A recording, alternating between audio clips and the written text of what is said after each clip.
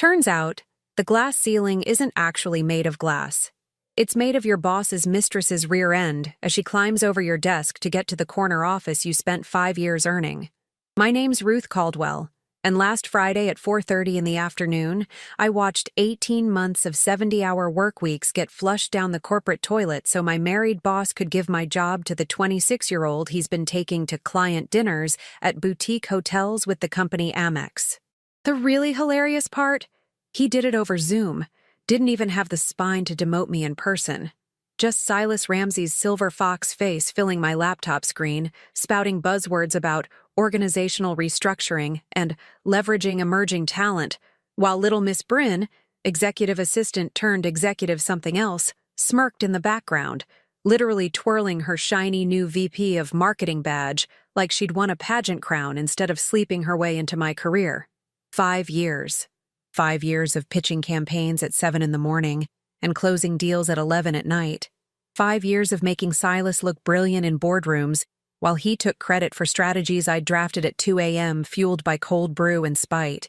5 years of watching this tech company's marketing revenue triple under my direction, only to get told I'm being transitioned into a senior advisory role, which is corporate speak for, we're putting you in a closet-sized office with no direct reports so you'll quit and we won't have to pay severance. The advisory role came with a 30% pay cut, by the way. Very generous of them. I sat there in my home office, the one I'd been working from since the pandemic because apparently being physically present wasn't necessary when your ideas could be stolen remotely, and watched Silas's mouth move. Something about fresh perspectives and new energy. Fresh perspectives. The man hasn't had a fresh perspective since he figured out how to expense his affair as business development. New energy. Sure, if by energy you mean whatever Bryn learned from watching too much reality TV, and thinking confidence means talking over everyone in meetings while contributing nothing of substance. Ruth, you're a team player, Silas said, using that patronizing tone that made me want to reach through the screen and adjust his tie until it was a noose. I know you'll support Bryn as she steps into this expanded role. Your mentorship will be invaluable. Mentorship. He wanted me to train my replacement, to hold the hand of the woman who'd been holding something else entirely for the past year and a half, while I actually did the job she was about to get credit for. The audacity was almost impressive. Of course, I said, smiling so hard my face hurt. I'm always happy to help the team succeed. That's the thing about corporate America. You can't just tell your boss he's a walking HR violation with a God complex and an expense account he treats like a personal piggy bank. You have to smile. You have to nod. You have to say thank you for this opportunity, when what you really mean is, I hope your next performance review is conducted by a federal investigator. The call ended. Bryn waved goodbye. Actually waved, like we were friends. Like she hadn't spent the last 18 months showing up to executive meetings in progressively more expensive designer outfits that definitely didn't come from an assistant's salary. Like I hadn't noticed the way she and Silas would disappear during conferences for strategy sessions that apparently required king-sized hotel beds and champagne room service. I'm not stupid. I've been watching this train wreck in slow motion since last spring, when Bryn started getting invited to client dinners I'd set up, when her performance reviews started happening behind Silas's closed office door for suspiciously long periods, when the company credit card statements, which I still had access to because nobody bothered to revoke my finance portal permissions, started showing charges at the Four Seasons on nights when Silas had texted the team about working late on proposals. Working late. Right. The only thing Silas was proposing involved significantly less clothing than your average PowerPoint presentation. But here's what made the whole situation absolutely perfect in its awfulness. Silas had no idea who he was actually screwing. And I don't mean Bryn. See, 5 months ago, I'd stayed late to finish a budget report. Everyone else had gone home. The executive floor was dark except for my office and one other, Silas's corner suite, where light spilled from under the door. I was walking past to use the good coffee machine when I heard voices. Silas's voice. And another one I didn't immediately recognize because I'd only met her twice at company events. His wife, Mabel. I should have kept walking. I really should have. But something in Mabel's tone made me stop. 20 years, Silas. 20 years? And you think I don't notice when you come home smelling like someone else's perfume? Her voice was ice cold, clinical. You think I don't check the credit card statements? That I don't hear you taking calls in the garage at 10 at night? Mabel, you're being paranoid. Don't. The word cracked like a whip. Don't insult me by lying. I've known for months. But what you clearly forgot, darling, is that this company, the one you're running into the ground with your midlife crisis, isn't actually yours. 60% belongs to me. It was my father's company, my inheritance. You're CEO because I allowed it. So here's what's going to happen. You're going to get me documented proof of every penny you've spent on your little distraction. Every hotel room, every gift, every dinner.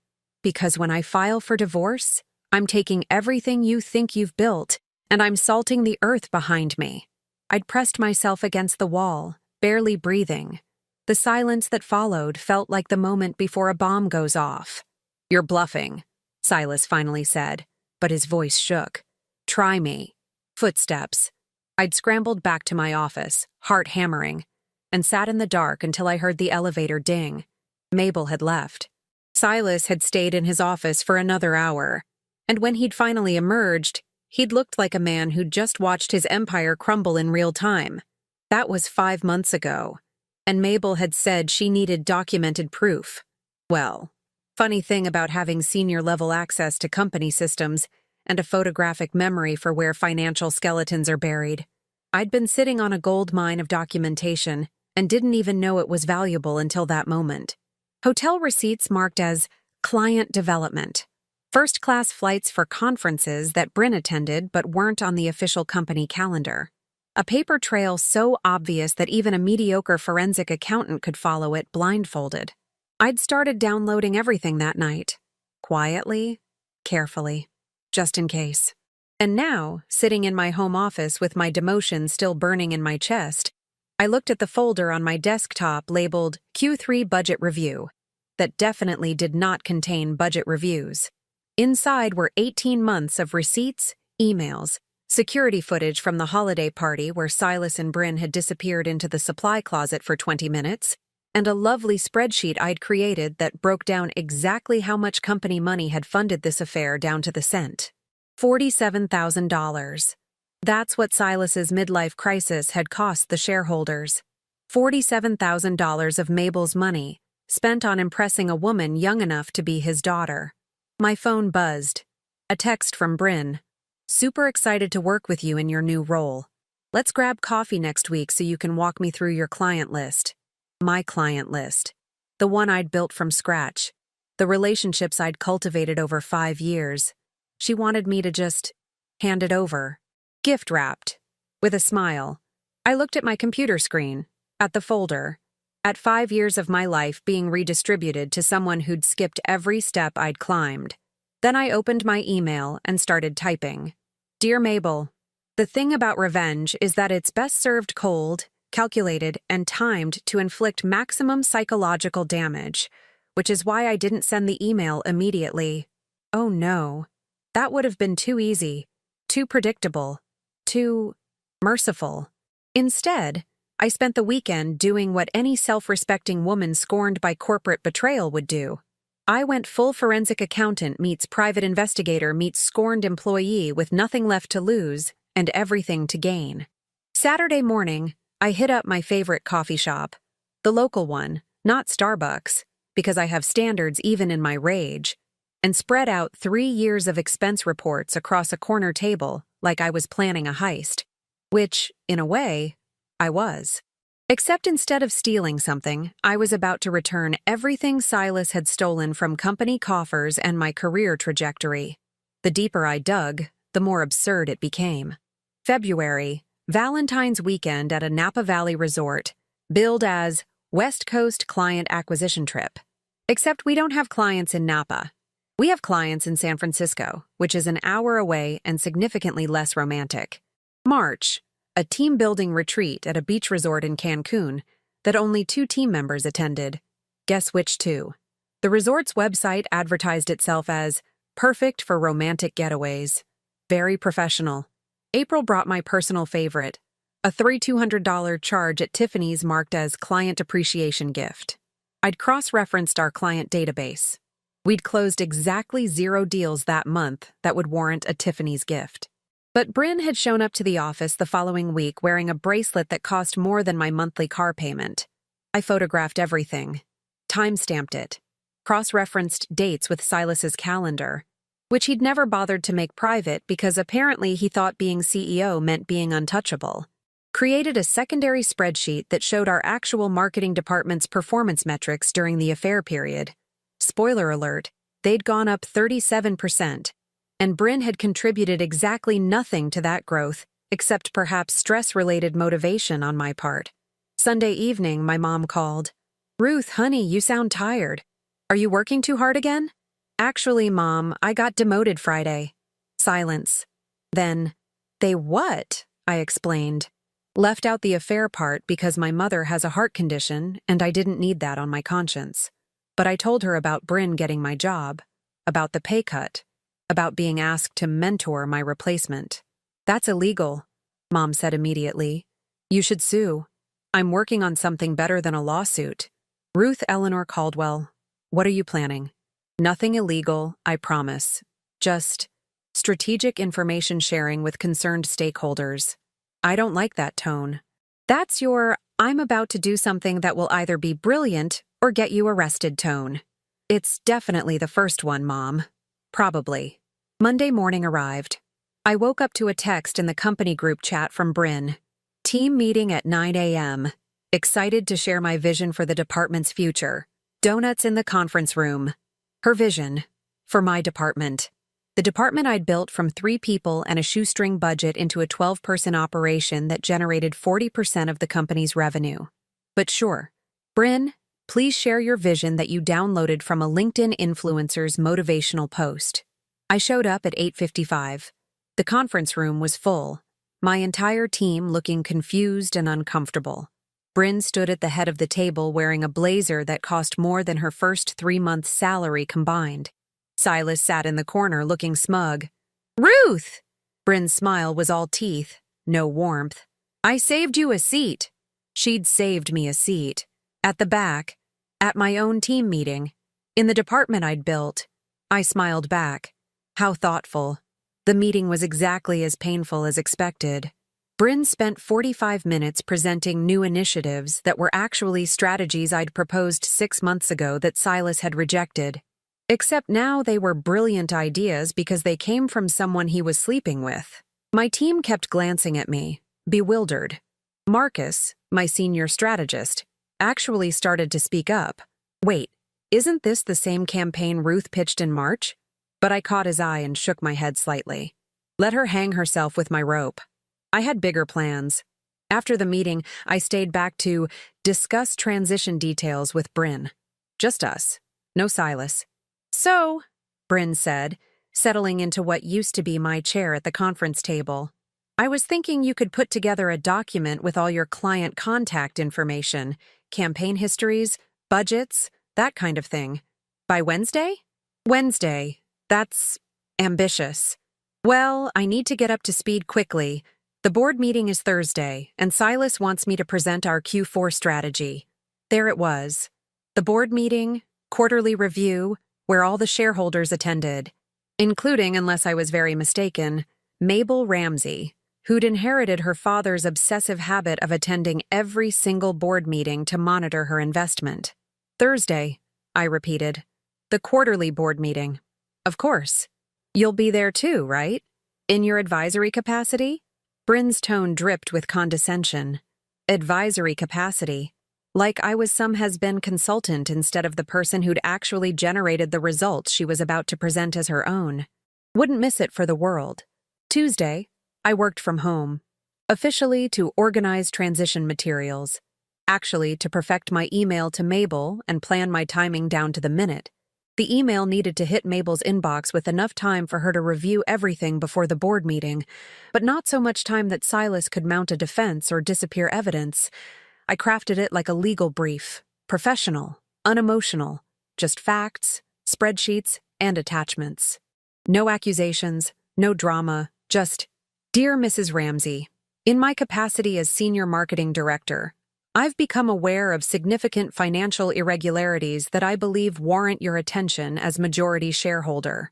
Attached, please find documentation of company expenses that appear to violate our corporate ethics policy and potentially constitute misappropriation of shareholder funds. As you requested during your conversation with Mr. Ramsey on April 14th, which I inadvertently overheard, I'm providing the documented proof you indicated would be valuable. I remain available should you require any clarification or additional information. Respectfully, Ruth Caldwell. Professional. Helpful. Absolutely devastating. I scheduled it to send Wednesday at 2 p.m. That gave Mabel exactly 26 hours to review everything, consult with lawyers, and prepare whatever nuclear option she had planned for the Thursday board meeting at 4 p.m. Wednesday morning, Bryn sent another group chat message. Can't wait for tomorrow's presentation. Ruth, did you finish that transition doc? I had finished it.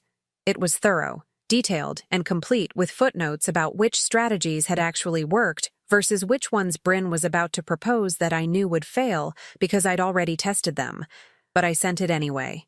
Let her walk into that board meeting confident and clueless. At 2 p.m. Wednesday, my email sent. At 2:47 p.m., my phone rang. Unknown number. Ruth Caldwell? The voice was cool, controlled, familiar from that night I'd eavesdropped. Mrs. Ramsey, call me Mabel, and call your lawyer. We need to talk about your future with this company. Your actual future, not the insulting demotion my soon-to-be ex-husband engineered. Are you free tomorrow at 2 p.m.? Before the board meeting? My heart hammered. I am now. Good. Come prepared to discuss your vision for the marketing department under new leadership. Mine. The call ended. I sat there, staring at my phone, and started laughing. The kind of slightly unhinged laughter that happens when you realize the revenge you planned is about to exceed your wildest expectations. Thursday was going to be spectacular. Thursday morning, I woke up at 5 a.m. without an alarm. My body apparently understood that today was the Super Bowl of corporate warfare and decided sleep was for people who weren't about to watch their former boss's empire crumble in real time. I dressed like I was going to my own coronation. Navy suit, the expensive one I'd bought for client presentations back when I had a budget for things like looking successful. Heels that added 3 inches and could double as weapons if necessary. Hair in a sleek bun that said, I'm professional, but also, I could ruin your life before lunch and still make my 2 o'clock. The office felt different when I walked in at 1:30. Like the air pressure had changed. Several people did double takes seeing me there.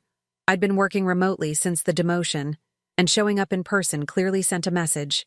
Marcus caught my eye from across the open floor plan and gave me a subtle thumbs up. He'd figured out something was happening. Marcus was smart like that. Bryn's office, my old office, had the door closed. I could see her through the glass walls, pacing and gesturing, clearly on a phone call and equally clearly stressed. Good. She should be stressed. In approximately 2.5 hours, she was going to present marketing strategies to a board that included the woman whose husband she'd been sleeping with and whose money she'd been spending. That would make anyone nervous. I took the elevator to the top floor. Executive suite. The receptionist looked surprised to see me. Ruth, I didn't know you had a meeting scheduled. With Mrs. Ramsey, 2 o'clock. Her eyebrows shot up. The CEO's wife didn't come to the office often, and when she did, people noticed. Conference room B.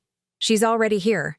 Conference room B was the small one, the private one, the one with actual walls instead of glass, the one where difficult conversations happened. I knocked once and entered. Mabel Ramsey sat at the head of the table, laptop open, reading glasses perched on her nose. She looked like her father. I'd seen photos in the lobby of the company's founder. Same sharp eyes, same expression that suggested she could calculate your net worth and your life expectancy simultaneously. Ruth, sit. I sat. I've spent the last 30 hours reviewing your documentation. She tapped her laptop screen. It's thorough, meticulous. Honestly, I'm embarrassed I didn't catch this myself, but apparently I've been too busy trusting my husband to actually audit where my family's money was going.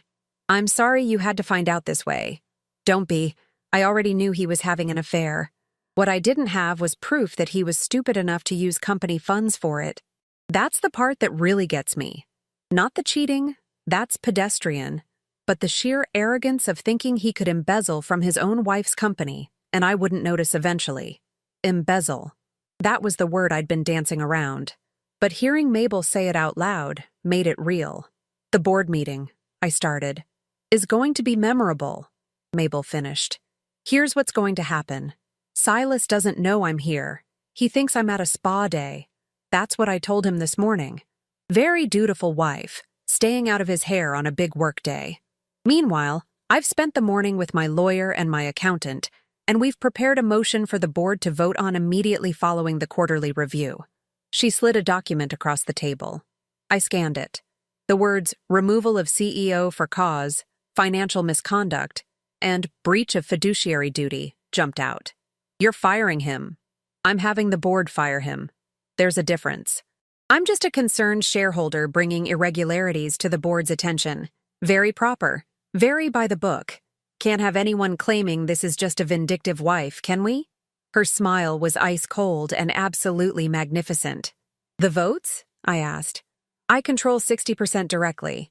Another 20% belongs to my Aunt Eleanor, who's been waiting for an excuse to vote Silas out since he forgot her birthday 3 years running. That's 80%. We could lose everyone else and still win. She leaned back. But we won't lose everyone else, because the 2 independent board members are both women who've been on the receiving end of Silas's condescending nonsense for years. They'll vote to remove him just for the satisfaction. And Bryn? She's not an officer, so the board has no direct authority over her termination. However, Mabel's smile grew sharper. Once Silas is removed, there will be an interim CEO, me. And my first act will be ordering HR to conduct a comprehensive review of all recent promotions and compensation changes. I suspect they'll find several that don't quite meet our standards for merit-based advancement. I felt something dangerous bubbling up in my chest. Hope. You want me to stay. I want you to run the department you built, properly this time, with appropriate compensation, budget authority, and a seat at the executive table. She pushed another document toward me. This is a contract offer. VP of Marketing. 20% salary increase from your original position. Not the insulted one they tried to stick you with. Full benefits, profit sharing, and a clause that specifies you report directly to the CEO, not through any intermediary who might feel threatened by your competence. I stared at the numbers, the title, the everything I'd wanted for 5 years, right there in black and white. There's a catch, I said, because there's always a catch. The catch is that I need you to be brilliant starting immediately. This company has been coasting on your ideas while Silas took credit and Bryn took selfies. I need someone who can actually run marketing, not just talk about running it. Can you do that? I've been doing it for 5 years. Now I'll just get paid appropriately for it. Excellent. Mabel closed her laptop. The board meeting starts at 4. The quarterly review will take about an hour. Finance reports, operations updates, the usual tedium. Then your replacement will present the marketing update. I'm very curious to see how she explains the strategies she's proposing, given that you already tried half of them and documented why they failed. She doesn't know that. No, she doesn't, and that's what makes this delicious. Mabel stood, gathering her materials. After her presentation, I'll raise concerns about recent financial irregularities. Very surprised, very concerned shareholder. The board will vote. Silas will be removed. And by 5:30, you'll have your job back, improved version, and he'll be cleaning out his desk. What about the affair itself? The personal aspect? Mabel's expression went flat. That's between me, Silas, and my divorce attorney, who's already drafted papers. They'll be served tomorrow morning. But that's personal business. Today is professional business. I'm removing him because he's a thief who stole from shareholders, not because he's a cheating husband. The law cares about one of those things much more than the other. She headed for the door, then paused. Ruth? Thank you. For the documentation, yes, but also for not letting them diminish you. Lesser people would have just quit. You stayed and built a case. That's the kind of strategic thinking this company needs at the executive level. After she left, I sat alone in conference room B, staring at the contract. My hands were shaking. From nerves, from vindication, from the sheer absurdity of how completely the tables had turned in 72 hours. My phone buzzed. Text from Bryn. "Where are you? Need to run through presentation one more time before board meeting." I typed back. "In a meeting. See you at 4. Let her sweat. Let her practice her presentation of my ideas that she thought were hers. Let her walk into that boardroom confident and clueless, wearing her designer blazer bought with embezzled funds, ready to impress the husband of the woman whose inheritance paid for it." At 3:45, I walked into the boardroom. The long table was set for 12, board members, executives, key department heads. Silas sat at one end, looking relaxed. Bryn sat 3 seats down, laptop open, notes spread out. She looked up when I entered. "Ruth, I didn't know you were invited." "Department heads are always invited to board meetings," I said mildly, taking a seat. "Even advisory ones." The other board members filtered in. Mabel entered last, perfectly timed at 3:59.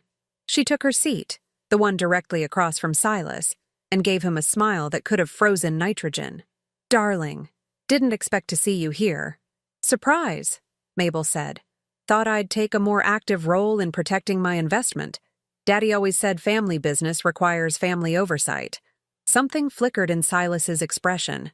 Uncertainty. But then the meeting started, and he recovered his usual swagger. I sat back and watched the show begin. The quarterly board meeting unfolded exactly like every other quarterly board meeting I'd ever attended, which is to say it was spectacularly boring right up until the moment it became the most entertaining hour of my professional life. Finance went first. Revenue up 8%. Expenses down 3%. Very sustainable. Much growth.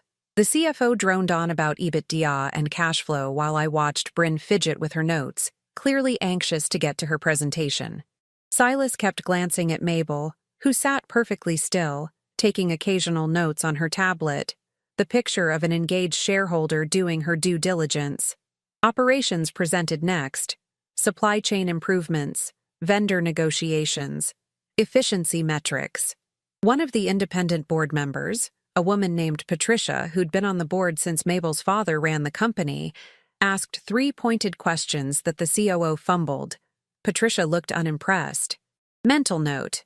Patricia definitely fell into the tired of Silas's condescension category Mabel had mentioned. Then came marketing. "And now," Silas said, beaming like a proud father, "I'd like to introduce our newest VP of Marketing, Bryn, who's going to share her vision for the department's strategic direction in Q4 and beyond." Her vision. I bit the inside of my cheek to keep from smiling. Bryn stood, smoothed her blazer. Chanel, if I wasn't mistaken, definitely not on a VP's salary, even with the inflated one she'd probably negotiated, and launched into her presentation. "The marketing landscape is evolving rapidly," she began, clicking to her first slide. "To stay competitive, we need to embrace innovative approaches that leverage emerging platforms and authentic engagement." Buzzwords. Just buzzwords. No actual strategy yet. "My first initiative is a comprehensive social media overhaul focusing on TikTok and Instagram Reels to capture the Gen Z demographic. I'd proposed that exact strategy 8 months ago. Silas had rejected it, saying we needed to focus on traditional channels, and that social media was too risky. Now apparently it was brilliant. Marcus, sitting 2 seats down from me, coughed into his hand. It sounded suspiciously like bullshit. Bryn continued, oblivious. "Second, we'll implement an influencer partnership program targeting micro-influencers in the tech space." Also my idea. From the March strategic planning meeting. Shot down because influencers aren't professional enough for our brand. Third, we'll restructure our content calendar to focus on thought leadership and authentic storytelling, rather than product-focused messaging. I'd literally written a 20-page brief on that exact topic in January. It was probably still in Silas's inbox, unread. Patricia raised her hand. "These strategies sound promising. Have any been tested?" Bryn blinked. "Well, they're new initiatives, so—" "Actually," I said, and every head in the room turned toward me. "We tested all 3 of those strategies in limited trials earlier this year. The social media pilot ran from March through May. Influencer partnerships were tested in April. The content calendar restructure started in January and is still ongoing. Bryn's face went pale. Ruth, I don't think... The social media pilot increased engagement by 42%, but required significant resource allocation that we couldn't sustain with current staffing. The influencer program generated a 300% ROI but needed careful vetting to avoid brand misalignment. And the content restructure is why our blog traffic is up 60% year over year. I smiled pleasantly. Just thought the board should know we've already validated these approaches. Makes them less risky as major initiatives. Silas's jaw tightened. Ruth, this is Bryn's presentation, and I'm providing helpful context as someone in an advisory role, I said sweetly. Isn't that what you wanted? My mentorship and institutional knowledge? Mabel looked up from her tablet. I think it's valuable to understand what groundwork has already been laid. Continue, Bryn. But Bryn was rattled now. She stumbled through the rest of her presentation, all strategies pulled from my previous proposals, none of which she could speak to with any depth because she hadn't actually developed them.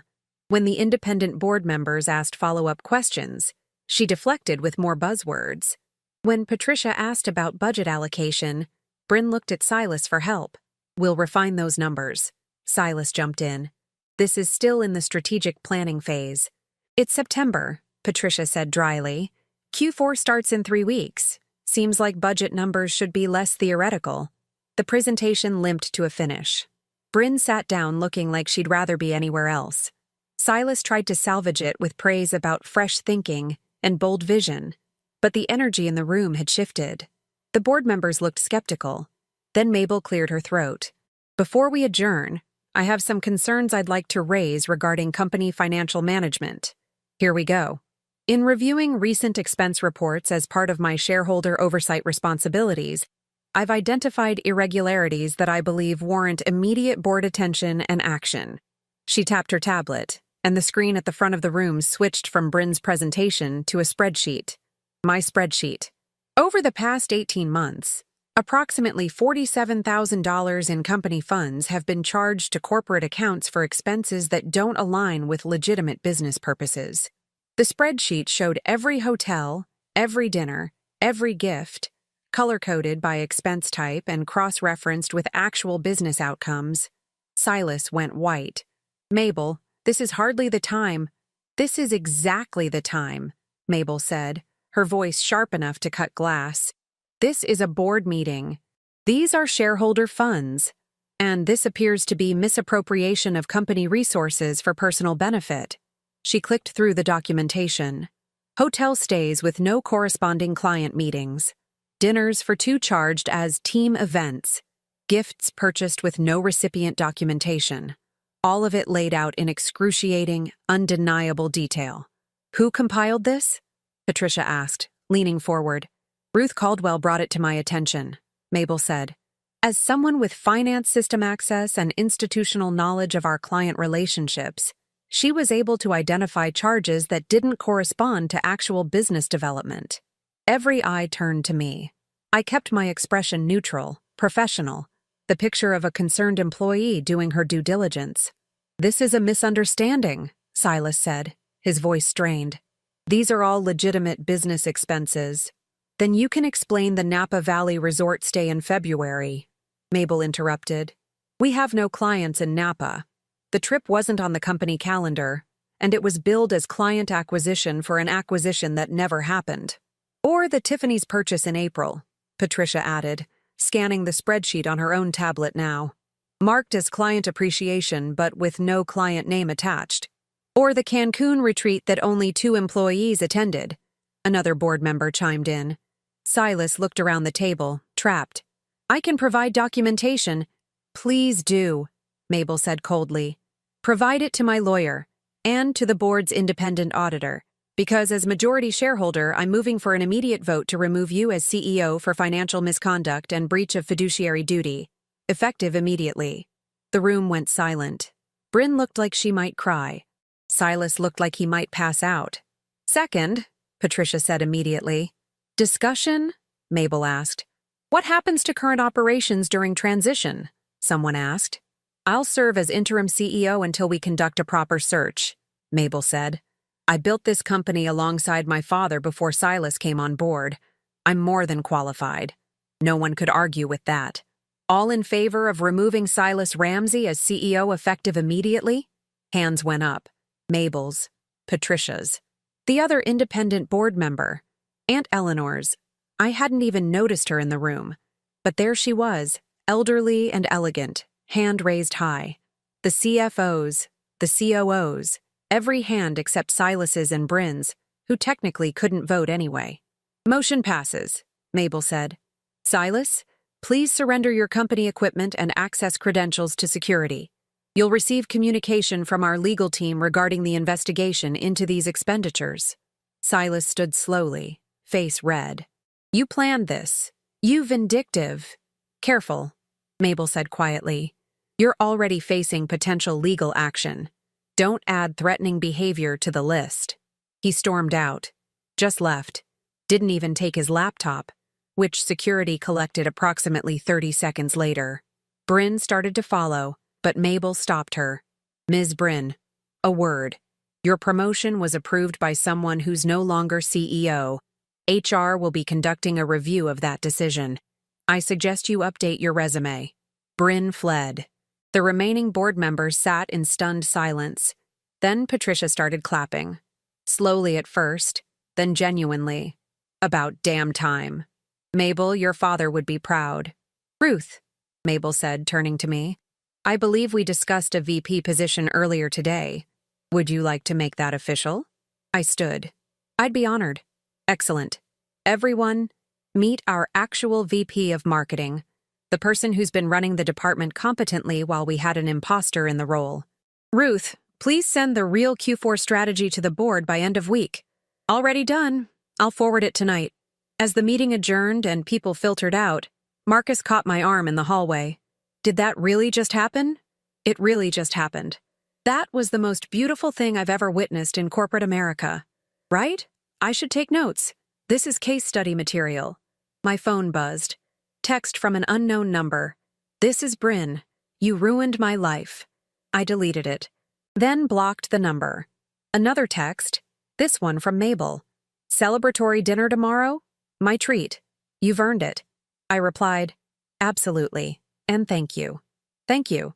For the documentation, for the integrity, and for not letting him diminish what you built. See you tomorrow. I walked back to my office, my real office, the corner one with windows, and sat down in the chair that was finally, officially, rightfully mine.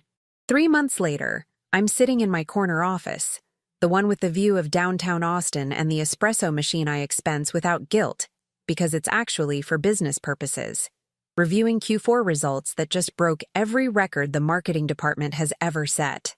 Turns out when you promote people based on competence instead of their willingness to sleep with the boss, productivity goes up. Wild concept. Mabel officially became permanent CEO 6 weeks ago after a board search that consisted of her interviewing 3 external candidates, all of whom were impressive right up until she asked them detailed questions about our industry, and they revealed they'd just memorized LinkedIn talking points. She withdrew all 3 applications and appointed herself. The board voted unanimously in favor, probably because she'd already increased shareholder value by 18% just by cutting out the embezzlement budget. Silas settled the company lawsuit quietly, paid back the $47,000 plus interest, signed an NDA, and disappeared into whatever hole disgraced executives crawl into when their silver fox charm stops working. Rumor has it he's consulting now, which is corporate speak for unemployed, but too proud to admit it.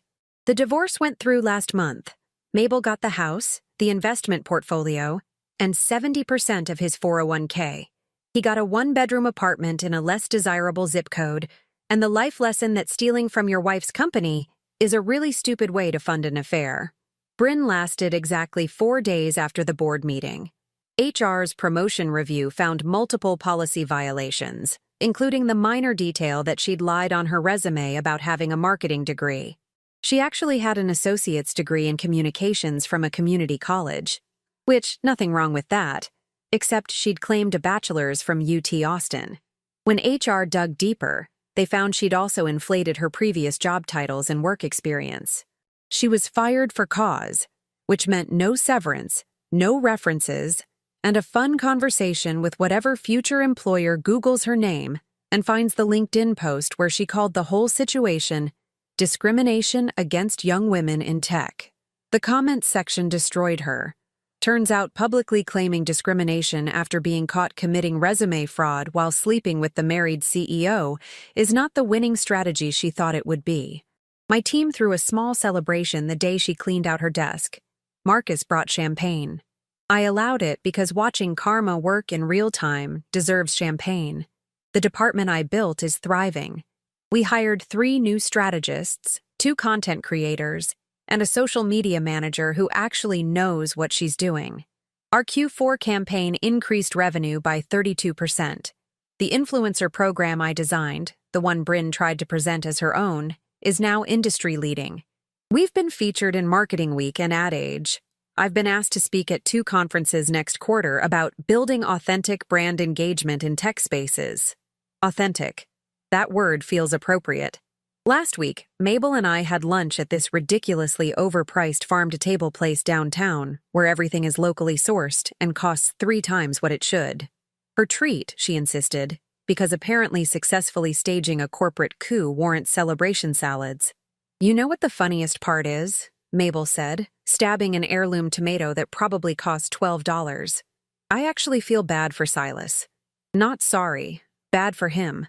Like watching someone self-destruct over something so preventable and stupid. The affair or the embezzlement? Both.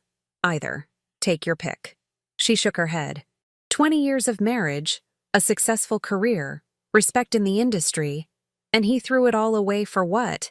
A girl half his age who lied about having a college degree and couldn't execute a marketing strategy if her life depended on it? Midlife crisis is a hell of a drug. Apparently. She paused. I meant what I said at the board meeting, by the way. My father would be proud. Of both of us. You for having the integrity to bring this forward. Me for having the spine to act on it. I had selfish motivations, I admitted. I wanted my job back. Selfish and ethical aren't mutually exclusive. You wanted your job back, so you documented financial fraud. That's just efficient multitasking. We'd laughed. Real laughter. The kind that comes from surviving something absurd together and coming out stronger on the other side. Here's what I learned from this entire dumpster fire of an experience. Corporate America rewards confidence over competence right up until the moment someone with actual power demands receipts. Then suddenly competence matters again. Funny how that works. I also learned that revenge, when executed properly, doesn't require drama or confrontation or burning bridges. Sometimes revenge is just being good at your job, documenting everything, and knowing exactly which shareholder to email when your boss mistakes embezzlement for employee benefits. My mom called yesterday, asking if I was still working too hard. I told her I got promoted, left out the corporate espionage part because mothers worry, and she cried happy tears and said she always knew I was destined for executive leadership. She's not wrong. But the path there turned out to be significantly more interesting than business school prepared me for. Marcus just knocked on my office door with the latest campaign metrics. We exceeded projections by 40%. Again. The team is celebrating with happy hour at that bar downtown that has trivia on Thursdays. I'm going. Because I can. Because I have a team that respects me and a boss who values competence and a salary that reflects my actual contributions instead of someone else's delusions. And because sometimes the best revenge isn't elaborate or dramatic, it's just showing up, doing exceptional work, and watching the people who underestimated you realize exactly how much they lost when they tried to diminish you. Turns out, I didn't need to destroy anyone. They destroyed themselves. I just provided the documentation.